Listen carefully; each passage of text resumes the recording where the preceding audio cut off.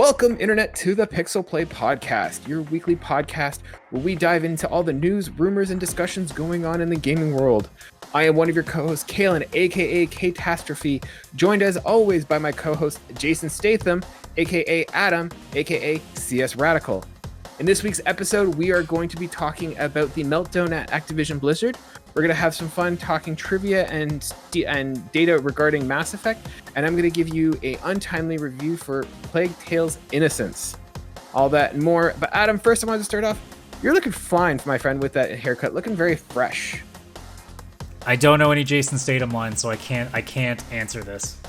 Oh, come on. You don't know a single Jason Statham line? I honestly, I had about a minute, and I sat there and be like, I don't actually, because I don't watch nearly as many, like, intentionally bad action movies as Jason Statham movies are, so I don't have nearly as many quotes. Never open the package. That's a terrible Jason. Don't even know what that's from. You ever watch The Transporter? No, actually. Oh, you've never seen The Transporter? Nope. The Transporter is a fantastic movie. It's so good. Yeah, I mean, second and third one you can kind of miss, but the first one, it's solid. It's a solid movie. I haven't even watched like the Fast movies that he's been in. Like I stopped it around Fast Tokyo Drift because I'm just like, oh, okay, I've had my fill of cars now. I'm good. Oh, that series is bonkers. I watched like a couple and then I skipped a couple and then I came back and I think it was like 7 where like The Rock basically like breaks out of a cast and then like punches a drone in the air or something like that. It was dumb. Yeah, I think like right now we're getting to the point like John Cena's in there too, I think. I honestly feel like Fast and Furious is just the Expendables for like 16-year-olds. I mean, look, it seems to be working. I'm not going to argue with them. Certainly, it's doing better than what we're doing. Yeah, for sure. I mean, they're just barely, but they're doing better than what we're doing. Dude, squint your eyes. You can't tell the difference between the two, to be honest. I mean, you said so yourself. I'm Jason Statham. It works. I mean, if I take the glasses off, maybe you won't know the difference. Yeah, but I don't know who. It's spot on, sir. Spot on. Adam, let's jump right into it this week. We don't have a lot to talk about. The pond is not wide, but it's deep this week. So let's just jump into it. Do we have to? We do. We have a commitment to make. We actually had an email. We've got our first email from one of our fans and listeners. They write in. This is Dakota from New York State. He wrote, "Hey guys, really appreciate the in-depth coverage you guys do of news. I was just hearing a lot about what's been going on with the Activision Blizzard, and I was just kind of curious if you could break down what's going on and give us your thoughts on that." So yeah, Dakota, we could certainly break that down for you and kind of go over what's been going on at Blizzard. Ladies and gentlemen, this is going to be a long one, so I mean, if you want to skip ahead, but this is going to be taking up quite a bit. I mean, you could skip ahead. You might be missing most of the show at this point. Yeah, it's a big one, so let's get into it. So this started all about a week ago. After a 2-year investigation, the California Department of Fair Employment and Housing found that Activision fostered a frat boy culture that subjects female employees to things including sexual harassment, unequal pay, situations where male employees were playing video games and delegating work to females, female employees being overlooked because of family commitments, so either being scolded or looked down upon for having to leave to go get family, or being overlooked for promotions on the chance that, you know, they might eventually want to start a family, and that retaliation for complaints. And I'm going to quote right here from Meave Alsop at Bloomberg Law, who wrote that the suit also points to a female Activision employee who took her own life while on a company trip with her male supervisor. The employee had been subjected to intense sexual harassment prior to her death, including having a nude photos passed around at a company holiday party, the complaint says. So right off the bat, not a good start. Clearly, you know, those sort of allegations are troubling. And so there was a case filed within California court. And then Blizzard responds. So Blizzard spokesperson reaches out to Jason Schreier, and he posted this on Twitter. I'm going to pull it up here. Let me see if I can find it. Jason Schreier. So I'm going to read the document that they wrote. I feel like it's fair just to give them their full chance to kind of explain. So this is coming from a Blizzard spokesperson that sent this to Jason Schreier. So the DFEH includes distorted and in many cases false descriptions of Blizzard's past. We have been extremely cooperative with DFEH throughout the investigation, including providing them with extensive data and ample documentation. But they refused to inform us what issues they perceived. They were required by law to adequately investigate and to have good faith discussions with us to better understand and resolve any claims or concerns before going to litigation. But they failed to do so. Instead, they rushed to file an inaccurate complaint, as we will demonstrate in court. We are sickened by the reprehensible conduct of the DFEH to drag into the complaint the tragic suicide of an employee whose passing has no bearing whatsoever on this case and with no regard for her grieving family. While we find this behavior to be disgraceful and unprofessional, it is unfortunately an example of how they have conducted themselves throughout the course of this investigation. It is this type of irresponsible behavior from unaccountable state bureaucrats that are driving many of the state's best businesses out of California. He goes on to continue. The picture the DFEH paints is not the Blizzard workplace of today. Over the past several years and continuing since the initial investigation started, we've made significant changes to address company culture and reflect more diversity within our leadership teams. We've updated our code of conduct to emphasize a strict non-retaliation focus, amplified internal programs and channels for employees to report violations, including the Ask List with a confidential integrity hotline, and introduced an employee relations team dedicated to investigating employee concerns. We have strengthened our commitment to diversity, equity, and inclusion, and combined our employee networks at a global level to provide additional support. Employees must also undergo regular anti-harassment training and have done so for many years. And Adam, once that was posted, nothing bad came up. Everyone let it go. No, of course they did everybody not. accepted that apology and moved on, and this story is a moot point. I don't even know why we're talking about it. Exactly, yeah. That's all that we need to hear. No, it did not go well. So what ended up happening is a bunch of, current and former Blizzard staff went out to Twitter or social networks and kind of shared their stories that mimic the complaints that the DFEH made. So these include people like Anna Armstrong, Joy Field, Ben Broads, Mike Morhaime, Chris Metzen, Halinka, and Steve Denuser. I apologize if I mispronounced any of those names. I'm not going to go through all their tweets and stories, but suffice to say, they all sort of echoed what the complaints made by the California state echoed. So this then comes out, and we have another employee, Jeff Hamilton, who is a senior system designer at for the World of Warcraft team. He's saying that because of all this turmoil, basically no work is being done on updates or nothing new is being created at World of Warcraft, which is obviously not good for players, not good for the team. They obviously want to be creating stuff, and it's not good for the company as well. Kind of like a little side story. It's not the key point here, but just know that it has been impacting the day-to-day business of Activision Blizzard. And then there was a petition. So over 2,000 current and former employees signed an open letter to Activision Blizzard demanding that the company release release a document that recognizes the seriousness of the allegations and demonstrate compassion for the victims of harassment and assault. So I'll read the letter once again, just giving everyone their fair chance to speak. To the leaders of Activision Blizzard, we, the undersigned, agree that the statements from Activision Blizzard Inc. and their legal counsel regarding the DFEH lawsuit, as well as their subsequent internal statement from Francis Townsend, the document I just read, are abhorrent and insulting to all that we believe our company should stand for.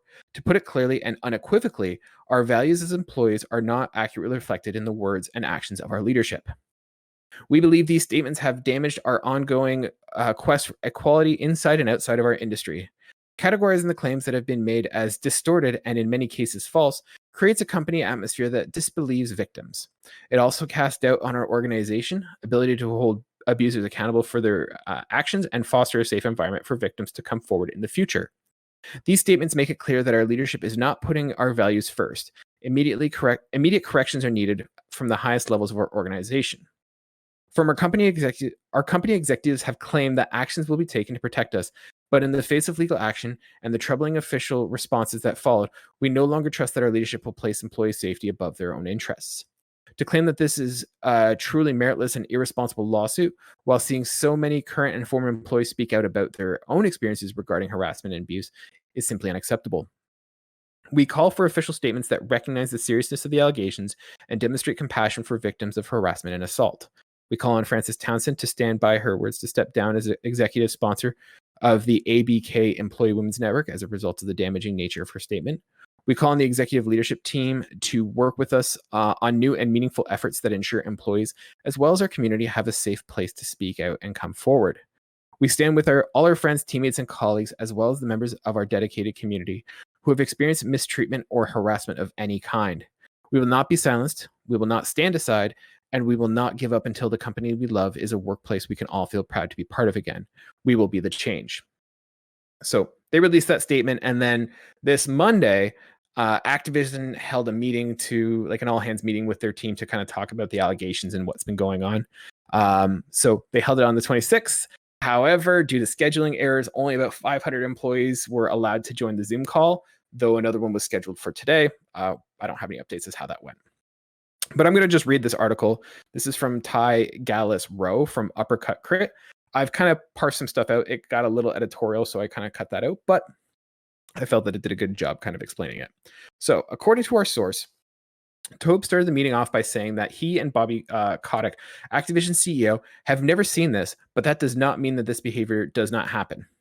Tobe went on to say that for him, zero tolerance means claims are investigated properly, which apparently also means strictly internally. We don't publicize all these claims. We work with the employees and the person who is accused and try to work on a resolution, Tobe said, according to the source. When asked about unionization by one of the employees, Tobe's answer was again pushing for internal handling of these situations. The best way for protection is reaching out to your supervisors, hotline, and avenues, Tobe allegedly responded. When asked how hard it was to write a company apology, Tobe simply responded, "We did," before adding, "I cannot control how everybody in the company responds." Tobe also acknowledged that the note from Francis Townsend wasn't the right communication. And then continues on, though there were several other mentions of doing better and helping employees find the voice, it seems that Activision is still planning to actively combat the lawsuit being brought against it by the state of California.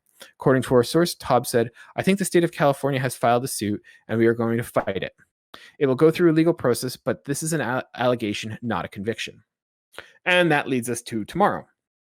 So, what's basically happening, this is coming from Kotaku. I'm going to read this article again because once again, I find it's really good. This is by Mike Fahey at Kotaku. He writes, where do I have it here? My apologies. Give me 1 second.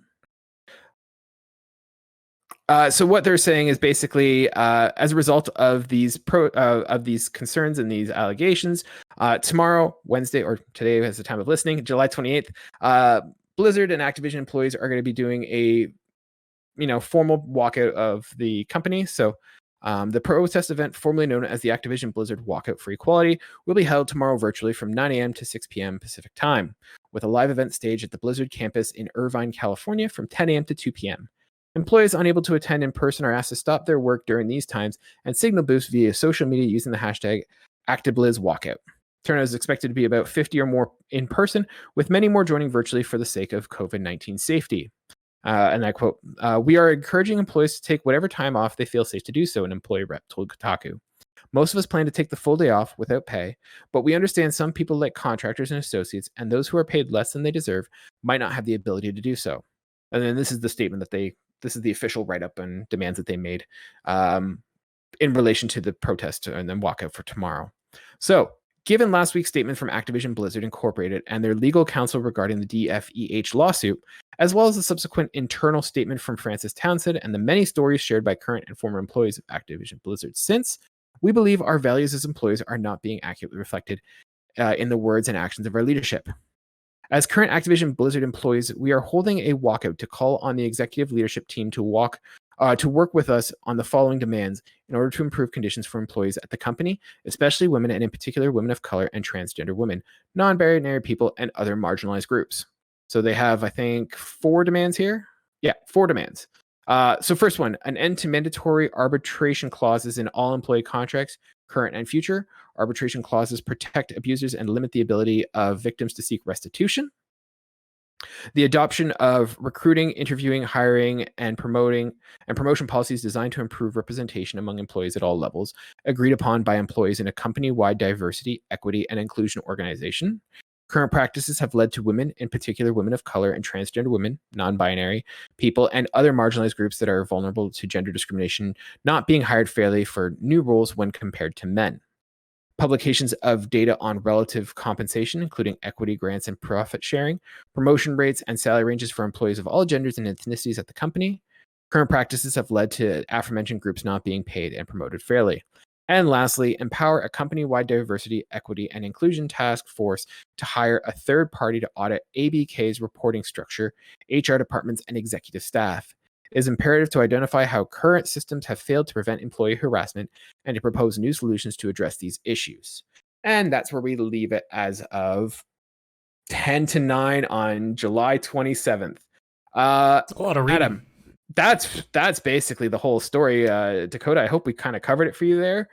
Adam, let's just real quick. It's not going to be a hot take, but like, what is your stance? Where do you fall on this whole accusation? Where do I fucking start?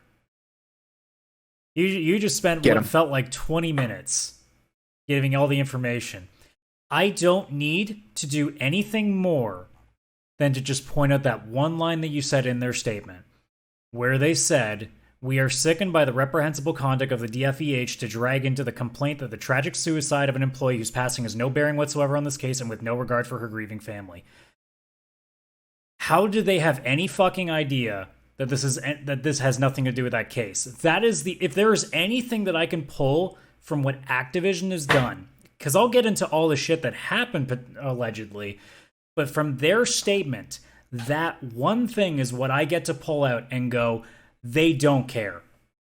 Because 100%. No one, like, we are assuming that in a business trip that this person killed themselves because of interactions with a male supervisor who allegedly brought butt plugs and lubricant on the trip with him, which, gee, I can't imagine what those were for.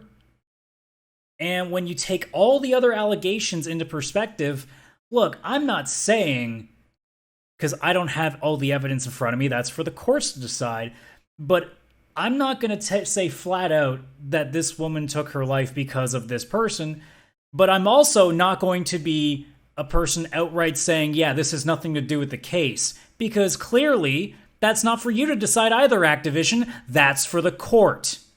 Mm-hmm.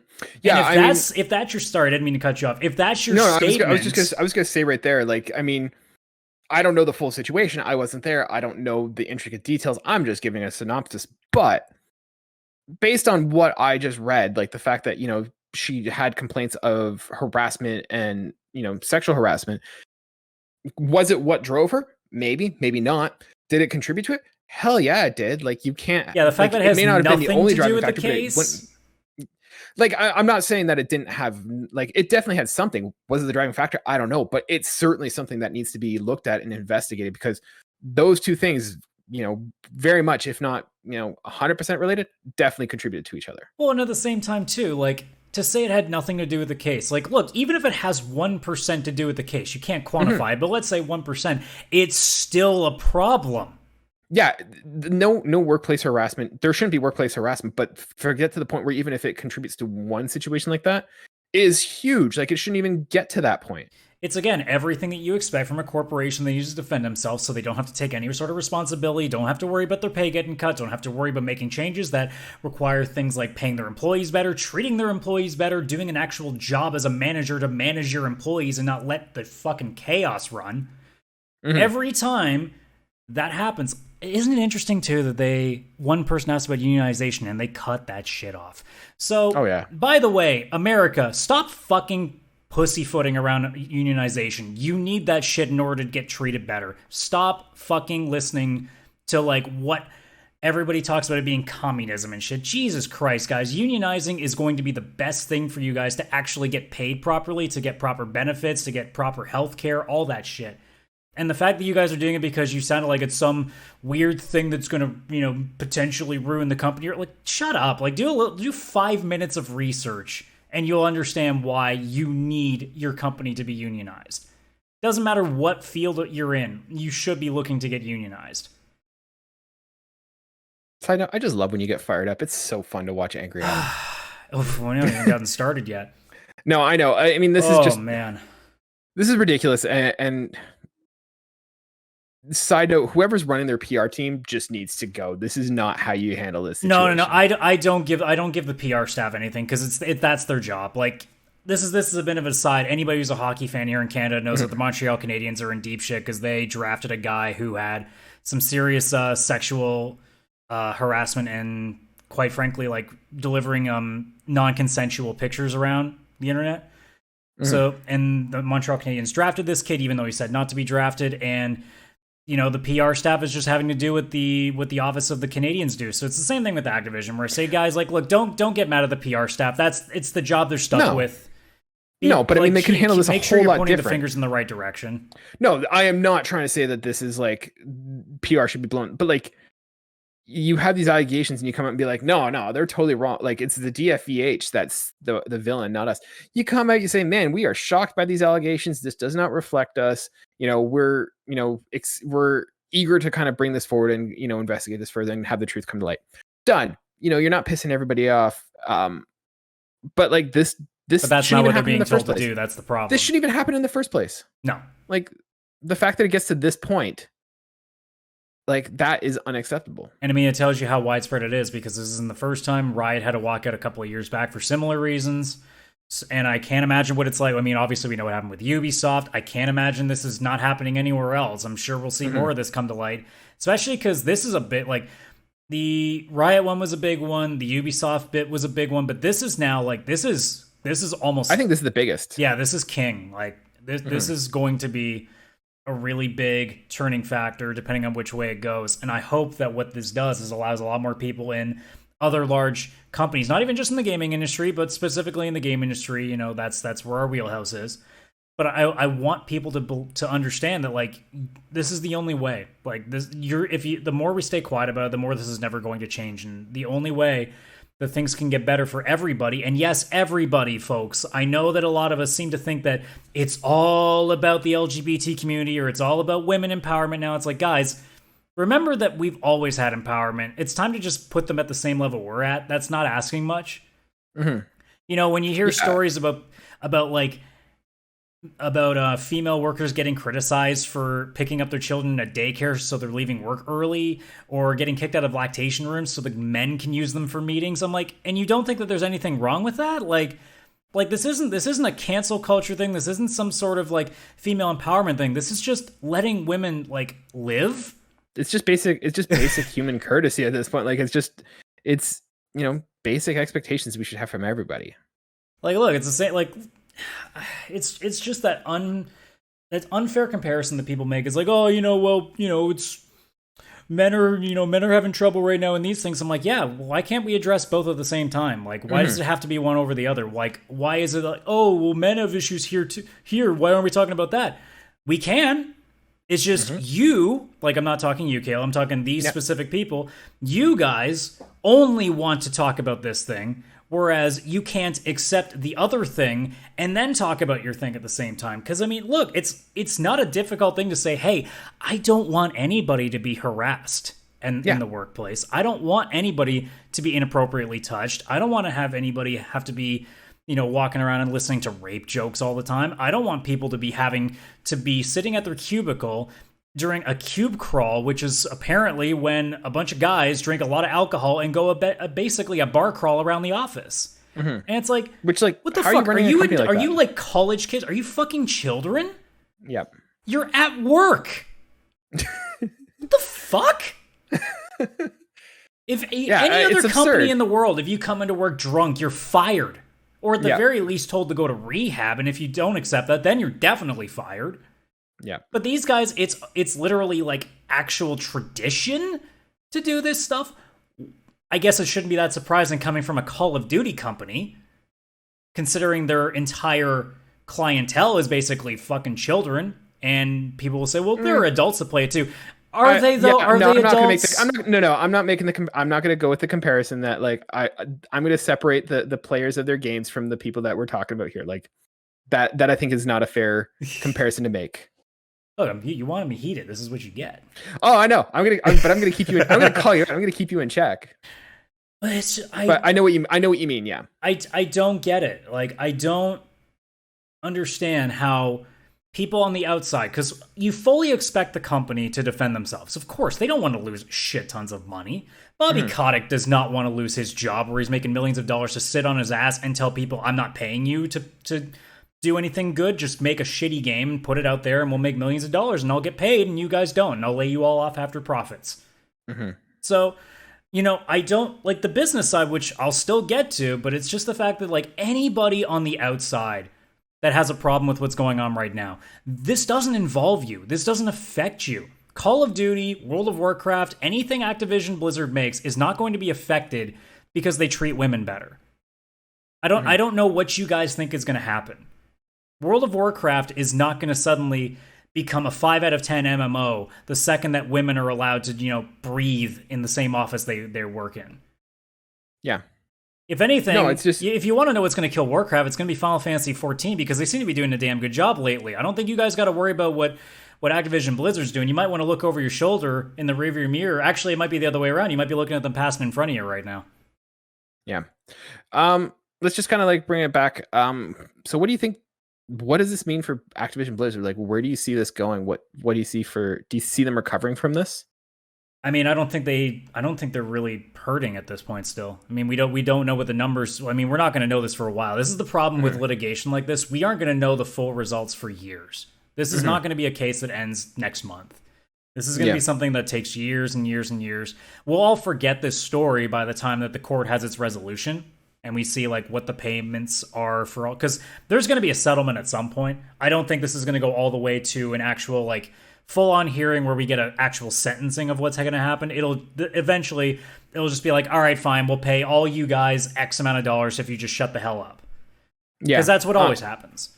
Yeah, I mean, I really am hoping for some genuine change, and like this is not what I want from any sort of developer or publisher. Like this is not. No.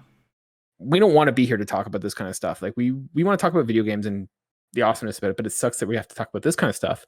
And unfortunately, I think like I really hope there's some genuine change that comes out of it. But unfortunately, the way like the news cycle goes, it's gonna get forgotten. It's like hopefully some internal change happens in some things, but it's not going to work. Like I don't know how, I really hope that we hold them accountable and we hold the company's feet to the fire. But I think you're right. Like the time that'll take for this to happen, like I really hope it doesn't blow over. It depends on where. I mean, obviously in the circles of people that are defending Activision, they're going to forget about this in a week because they'll find something else to be mad at. Mm-hmm. If you're on the side of trying to empower these people that are trying to get some restitution for what's going on, this will last a lot longer. Like they will carry this as much as they can, but eventually there's only so much you can talk about when there's nothing happening. Yeah, like eventually it's going to get to a point where the courts are just in freeze mode because we know, I mean, I don't know, it's definitely faster in the States, but here in Canada, we know how long fucking court cases can take in this country. Mm-hmm. It's insanely ridiculous how long shit'll take. So, and I mean, if you're talking like the amount of lawsuits and the repeals and they're going to get sent to different courts and there's going to be they're going to do, like Activision's going to do everything they can to just keep holding out and delaying it until eventually people just get tired of waiting and just take a settlement, like I said. Mm-hmm. Yeah, I think, like I said, I think you're right. There are going to be some people who don't care about the allegations one way or another, and that's fine. They're just like, yeah, I just want to play my video games. That's totally fine. There's a segment that, really, is going to take this to heart and, stick it to Activision and Blizzard. But I think there's a larger general population that, they're just casual players and that they don't follow the day-to-day news and they probably don't know what's going on. And I mean, that's totally fine too. If that's where you want to be, like, I'm not going to hold anyone for that. And so I think what we could really hope in terms of a best case scenario is that, like, internally Activision does some work and, fixes things and that it is a better culture in the long run, because that's really, I don't think there's anyone who would make the argument that that's not what they want. So yeah, I mean, from a corporate perspective, yeah, they don't want to look bad and they can't say, yeah, we're going to fix this. But I don't know. It's hard to imagine that someone's like, no, I'm not for this. Well, the ultimate issue too is it's like, as a fan on the outside, there's not a whole lot you can do to like hurt them financially. Because look, we can all just decide like we're not going to buy Activision Blizzard games, but that doesn't really hurt the big ones. That doesn't hurt the big wigs. Like, it's not going to hurt Bobby Kotick. He's going to make his money and fuck off. That it's going to hurt the employees that are going to get fired over it. That's kind of the weird trade-off that we get. And that's the challenge in movements like this, is that you can say you can vote with your wallet, and that's what I've been doing for, honestly, a couple of years now, because I don't buy anything with Activision Blizzard because I don't like their practices. And now just this story just makes it really easy for me to keep that on that decision. But like, it's if Call of Duty suddenly only sells 500,000 copies, the next one that comes out, which is impossible, but if hypothetically it happened, it's not going to affect the core office staff that like run the ship. It's not going to do anything to them.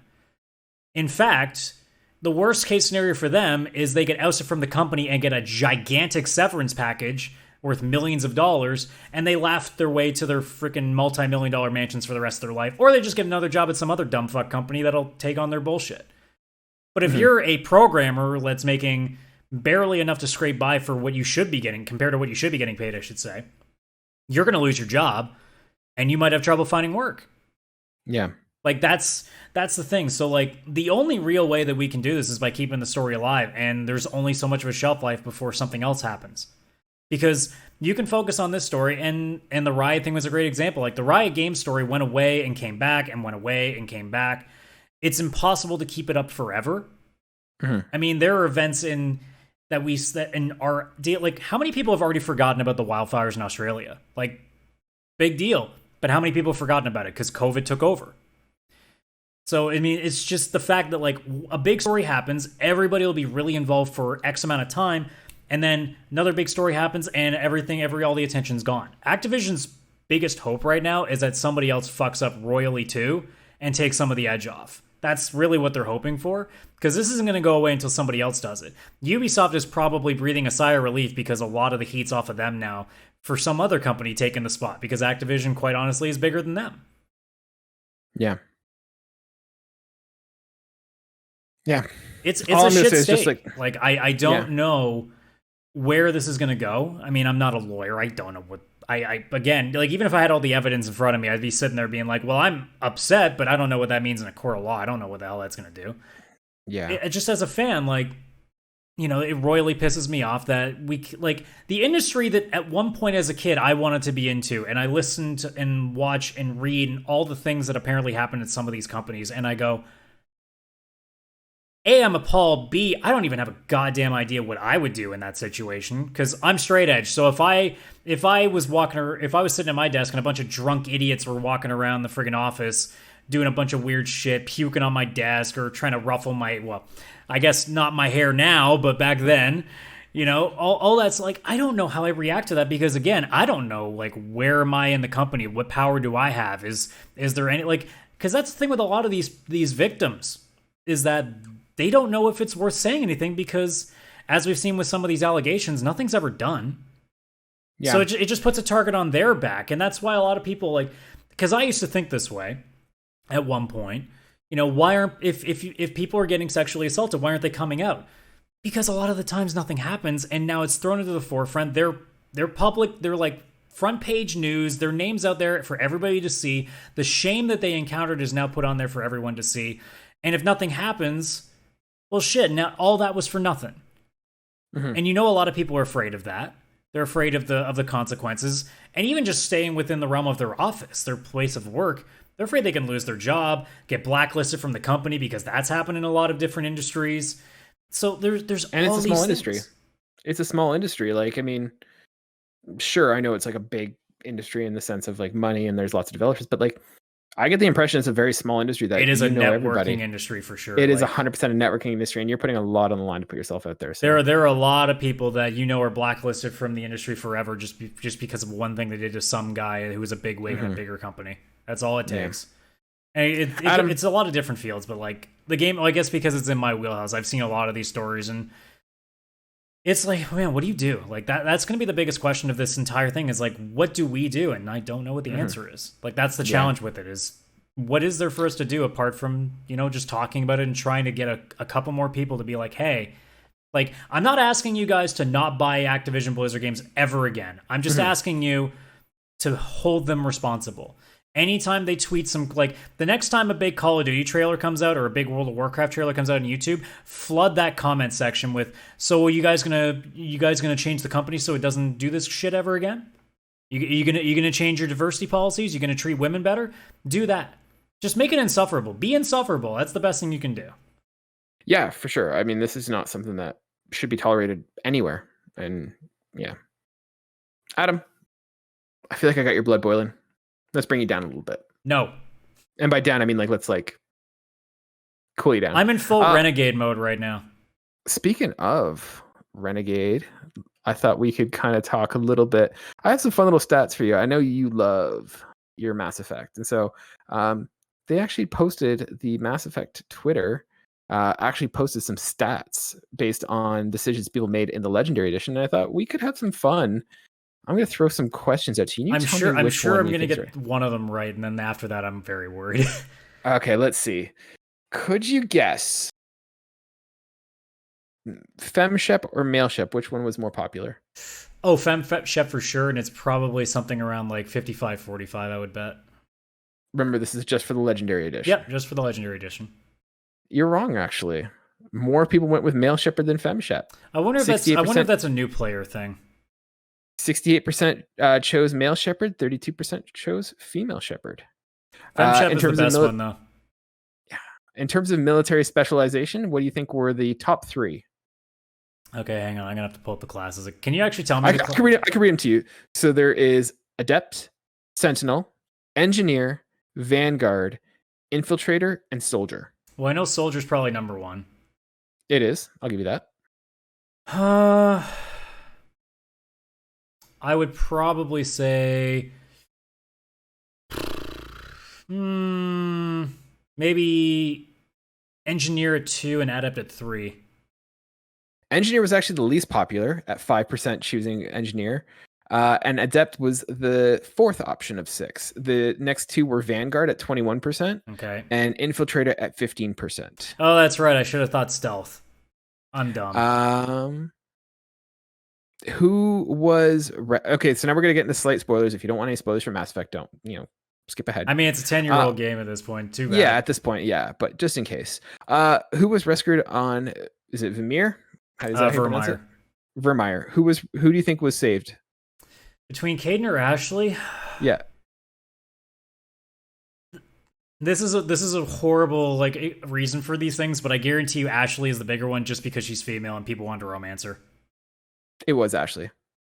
Now the percentage, I'd say it's probably like 66-33, like a 2/3 to 1/3. You were close. 60% saved Ashley, 40% saved Kayden.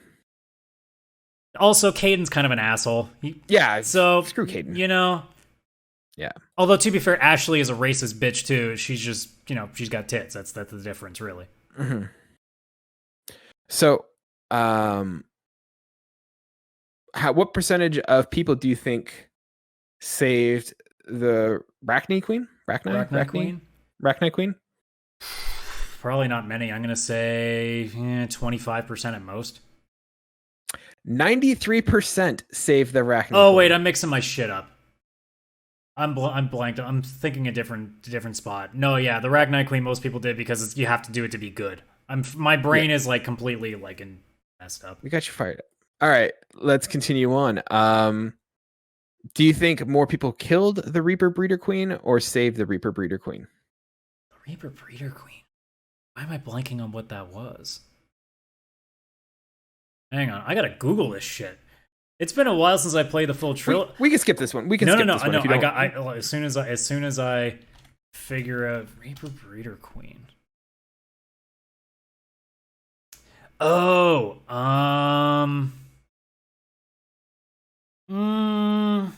I'd probably say 15% at most. 15% did what? Sorry. Kill. 15% killed? Yeah. You have the right percentage. Let more people saved it, or more people killed it than saved it. 67% killed the Reaper Breeder Queen. 33% saved it. What percentage of people do you think? Do you think more people chose to cure the genophage or sabotage it? Well, I'd imagine most people would cure because again, I'm thinking Paragon. So what percentage? You are right. It is more people cured it. Let's say about 91%. Very close, sir. 96%.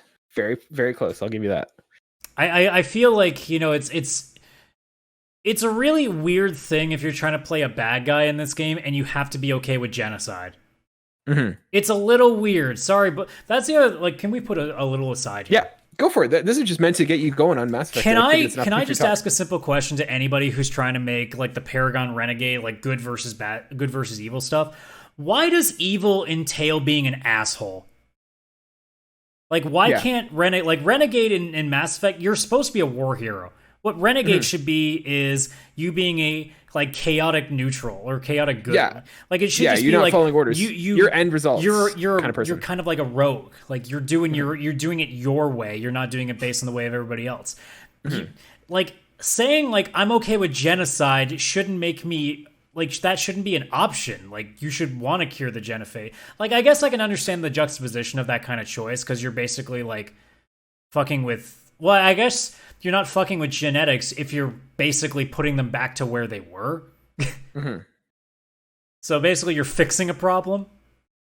But like some of the some games that try to do the good versus evil thing, it's usually just comes down to you save everybody and are nice to everybody, or you kill everybody and you're an asshole. Like I don't like that. I think you can be like evil without having to be like an actual villain in terms of how you are. It can just be more like you know how like some people like to play as the Deadpool character, like you're just constantly like bashing the shit out of people and just like making fun of people and just kind of being a fun prick. Like that can be your Renegade rather than being the Paragon, which is your cookie cutter like clean goody two shoes like superhero, like Superman versus I guess Batman even in a way. That's the thing with like something like Mass Effect, and I feel like one of the faults with it. And once again, it's a great game. I'm not trying to think like crap on it, but it basically goes, are you basically Superman and altruistic, or are you like mustache twirling like evil for the sake of being evil? And that kind of sucks. Whereas if you think of something more like a D&D perspective, where it's like there is a scale for both. So there is good and bad, and there's chaotic and lawful. So it's like you can be bad and do bad things, but for in your mind a good cause, like that's you can be saying like I'm doing bad things, but like it's for a purpose that you can kind of see like if you're gonna do a Renegade Paragon thing, Renegade shouldn't just be you do the exact same thing as the Paragon does, but you're a prick. The story should like drastically change if you're a Renegade. Like you should be joining the Reapers by the end of Mass Effect 3 if you're a Renegade.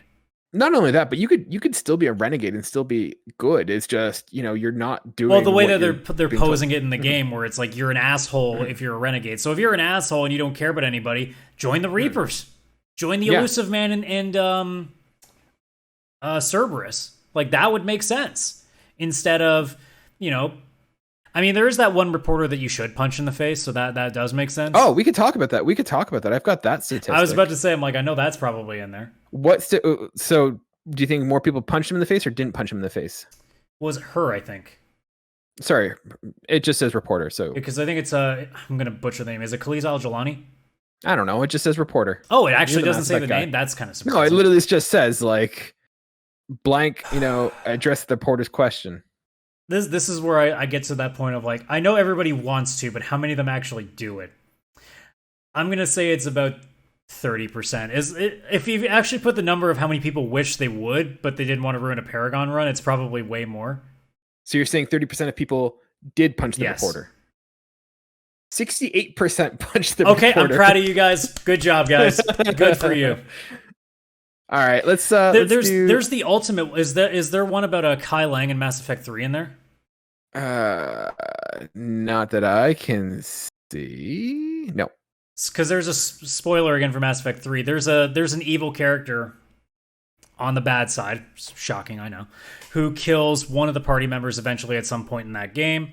And normally, if you're a Paragon, you arrest them and do whatever. And during the boss battle with him in the cutscene, you have the right trigger Renegade choice to kill him on the spot, and you'll say, this is for so-and-so. And I'd love to know that like that number is extremely high, because that is a vengeful Paragon move. Yeah. That was when I appreciate that's a good Renegade move. It's I'm not arresting you. You have forsaken that point. You are way too far gone for me to allow you to be given the proper due process. I am killing you for what you did. That's a Renegade move. Not fuck you. I don't want to cure people from, their unborn babies like dying. Yeah. I'm gonna do this one here. Do you think you could name them the 5 most popular squad mates? Okay, Liara's definitely in there. Sorry, most popular squad mates in the first Mass Effect. Oh, first one will it be probably who would be number 1? Yeah, see if you can do it by name. I would go Garrus, Tally. Number 1 is correct. Tally, number 2 is correct. Liara. Number 3 is correct. Rex, number 4. Correct. Probably Ashley and then Caden. Boom, you nailed it, sir. Okay, I got one right. You got all 6. And last one, priority, Rannoch. Whose side did you take? Am I pronouncing it Rannoch? I think so. I don't know. What are the choices? Because the 3 choices are: you can achieve peace, side with the Geth, or side with the Quarians. Oh, it's achieve peace without question. It's probably around, let's say 70%, 80%. Yeah. Now, what do you think is choice number 2? Quarians. Oh, I'll be siding with the Quarians, no question. Surprisingly, it's actually the Geth. Wow, that's interesting. Yeah, so we have 80% achieved peace, 11% sided with the Geth, 9% sided with the Quarians. So we know that all of those people that sided with the Geth did not romance Tally in that game. And that's about all we've got for the statistics there. So yeah, I'm surprised that there wasn't a who did a Paragon versus Renegade run, because like that one's always the interesting one. Like it's the other conversation with that too, where I don't know why a lot of people put like evil routes in games, because most people don't play them, because as much as people like, I'm sure a lot of people want to be a Sith Lord, but sometimes it's really hard to be an asshole for a 40, 50, 60 hour game. It can be taxing. Especially over 3 games. It can be taxing. Like I have tried several times to go on a full Renegade run in Mass Effect. I've completed the trilogy 4 different times over the course of my life. Mm-hmm. I can't do it. Yeah. It's not even being a goody two-shoes. It's literally just like the amount of stuff that you have to be okay with to be a Renegade is really hard to stomach. Yeah, I also find it's like hard to play as a villain like in games. I find that the stories are just generally it's basically asking you to play an asshole, which is really like, it's not like playing Han Solo. It's playing like I don't know. I can't. It's like playing Homelander from The Boys. Yeah, fair enough. It's like, it's not easy. No. People feel like it's fun to be an asshole to people in online games, apparently, but like actually playing in a single player experience where it's tailored to you, you always want to be good. It's such a fascinating. I would love a research study on that. The people that are really hostile in online games, what they do when they play single player. That is such a fascinating story when you think about it. Because how many people do you think who are the shittiest people when they play Call of Duty in a public lobby, what they do when they have the choice to be either good or evil in a video game? Yeah, I don't know. That's a really good question. I'd have to feel that most of them would do good because they view themselves as being a hero. So that would be a really interesting study to be like, okay, but why do you do this then when you're actually around real people? Like, you're so nice to NPCs, but real people? Yeah, that's a really interesting study. I would I don't know if that exists or not. I'd love to see like research done on that. Well, ladies and gentlemen, if you are in psychology or research and you want to do it, Adam will throw you $20 for this study. I don't know. $20 can go to like the next PlayStation sale when they do stuff. I don't know. $10 in a Subway coupon. Well, no, it'd be McDonald's. I don't get Subway coupons in the mail very often. There you go. Okay. Adam, let's just wrap up. So I told you when we were playing this, I have a review. So ladies and gentlemen, we're going to start off. We're going to do a segment we call Untimely Review. Adam and I are not influenced, not popular enough. We're not influencers. We do reviews on our own time, on our own dime.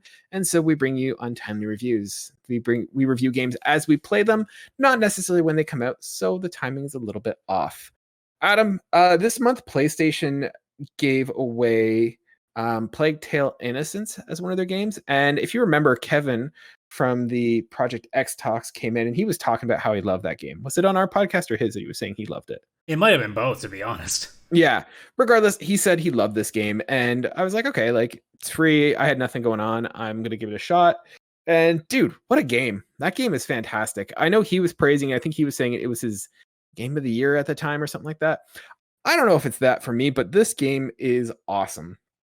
The story is really neat. Like, it gives off some really kind of very basic Last of Us vibes. So quickly about the story, you play as a young French girl. The name is escaping me. It's like Elise or something like that.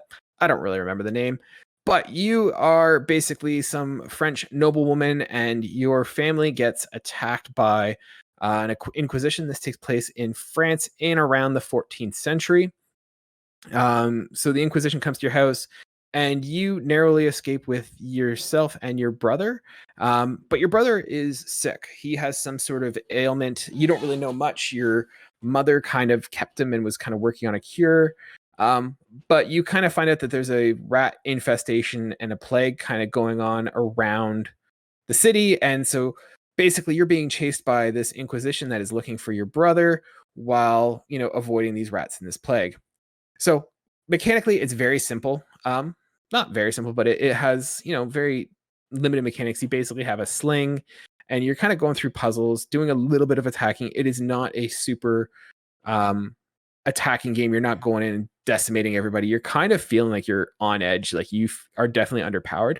So the levels feel a little bit more like puzzles, and that you're navigating and using flames to kind of navigate where the rats go, giving yourself space to move, and then doing a little bit of stealth attacking here and there. So like I said, gameplay wise, this sort of hits a little bit of a Last of Us kind of vibe. You're traveling with a young companion who, for the most part, is adorable. This game kind of hit really well with me. I have a young little guy, a young son, and although this game was meant as a brother-sister combo, the young kid just kind of hit a mark with me. And I'm typically find it annoying doing like escort missions with young kids, but the little guy here was just awesome. He was just had so much character and really believable that like I was traveling with a young kid. But yeah, the story is a little nonsensical. It not super compelling, but the characterization and like the character interactions were awesome. And yeah, gameplay kind of gave off a little bit of a Last of Us vibe. You're kind of hiding, you're kind of crafting and doing that kind of stuff. So it really hit a spot with me. You guys know how I love The Last of Us. Graphically, it looks really good. It's surprisingly good for a PS4 game. This is sort of a, A triple or it's an A or a double A game. It's not the most amazing graphics that you're going to write home with, but it looks really good for what it is. And the soundtrack is amazing. Like, this is some of the best music I've heard in a game in a long time. Like, I'd sit there and just listen to the music, and it was really, really good. So you guys, if you guys listen to this, within a week of this being posted, you still have a week to get it for free off of the PlayStation Plus catalog. And I would highly recommend that you guys grab it and play it if you guys can. It takes about 10 hours or so, give or take, to get through the game. It's not a super long game. It gets a little bit old at the end, but I did not feel super overwhelmed in terms of it overstaying its welcome. So yeah, if you have PlayStation Plus, if you've already downloaded it, if you've already received this game, like, download it, try it. It's definitely worth playing. And if you haven't yet, go check it out. So that is my Untimely review for Plague Tale's Innocence. Adam, any questions so far? We got like a little bit of clip rolling here. Any questions, any thoughts? I know you're turned off by the rats. I was about to ask, I'm like, how are you feeling about mice now after playing this game?